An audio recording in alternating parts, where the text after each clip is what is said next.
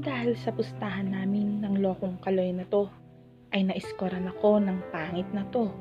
Nagsimula ito nang kunin ako bilang muse ng aking pinsan mula sa binuo nilang team.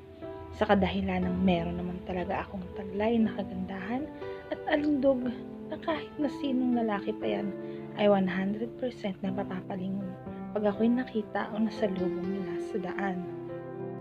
At dahil ako nga ang napili nila na maging kanilang muse at may kaukulan naman itong papremyo. Kapag ikaw ang itinanghal sa patalbugan ng mga magaganda, ay syempre, hindi nagpakabog ang lola nyo. Nilabas ko ang pangmalakasan kong TikTok moves at ipinakita sa buong manonood kung gaano ko ka-deserve makuha ang papremyo. Sayang din ang 10K na maaari kong pambili ng bago kong cellphone. Dahil nga sa pinakita kong pangmalakasang kaldag ay nanalo ako at nakuha ko ang inaasahan kong papremyo. Tuwang-tuwa ang mga ka-teammate ko at halos lahat sila ay nagsigawan. Tinutukso pa nga nila ako na i-blowout ko daw sila. Kaya hindi na rin ako nakatanggi at kumuha ng kaunti para mapagbigyan naman sila. Pakonsuelo dahil di naman sa kanila hindi ko makuha to.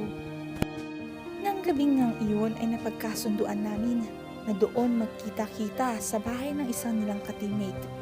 Dito ay nag-ambagan at nagsalo-salo sa napagkasunduang pangpahilong inumin. Nakisalo na rin ako dito dahil halos kababata ko rin naman ang iba.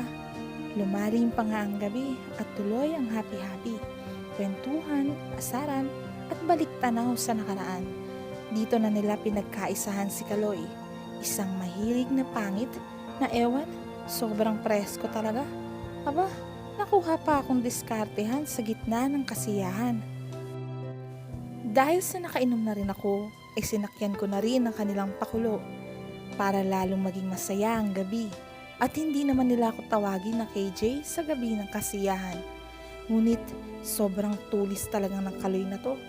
Ilang beses ba namang nanakawan ng halik sa akin na noong una ay sobrang diring-diri ako sa pinaggagawa niya sa akin. Ngunit habang lumalalim ang gabi, ay nag-e-enjoy na ako sa mga ginagawa ng loko. Ewan ko ba, dala na rin siguro ng alkohol na nainom ko. Kung anong init ang nararamdaman ko, sobra na ang init talaga ng gabing yun. Nadadala ako sa mga ginagawa ng pangit na to. Hay, Kaloy, sige lang, pagmamakaawa ko.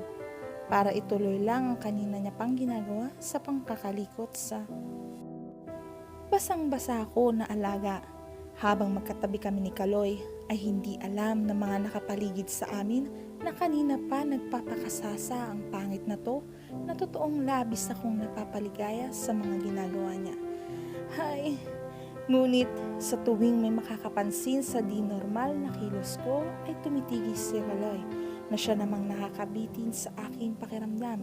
Kaya hindi na ako nakatiis ng gabing iyon. Binulungan ko si Kaloy na kapag di niya ako pinasaya gamit ang kanyang sandata ay isusumbong ko siya sa aking mga kasama. Kaya agad kami nag-emergency exit ni Kaloy. Gumawa kami ng kanya-kanyang palusot upang umalis sa lugar na iyon.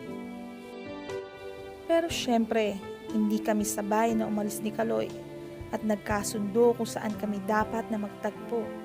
At doon nga kami nagkita sa bahay pahingahan na walang kusina. Agad akong sinunggaban ni Kaloy na halatang halata na sabik sa kanina niya pa sinasakop. Ako naman ay handa sa mga gagawin niya dahil sa totoo lang, kanina pa ako nais magpasakop. Agad akong binalatan at nilantakan ang kanina niya pang kinakalikot. Sobrang kaligayahan ang aking naramdaman. Ilang beses akong minukbang ng pangit na lalaking ito at sobra akong nasiyahan. Lalo na sa laki ng kanyang alaga na labis na nagpasaya sa akin. Matapos ng gabing iyon ay ilang beses pa namin ginulit. Ewan ko ba, hindi ko matanggihan ang inihain niya sa akin, lalo't tila hinahanap-hanap ko na rin. Pero isa lang ang pakiusap ko sa kanya na walang makakaalam ng aming lihim na ginagawa. Dahil kung hindi ay matatapos na ang lihim namin pagpapaligaya sa isa't isa.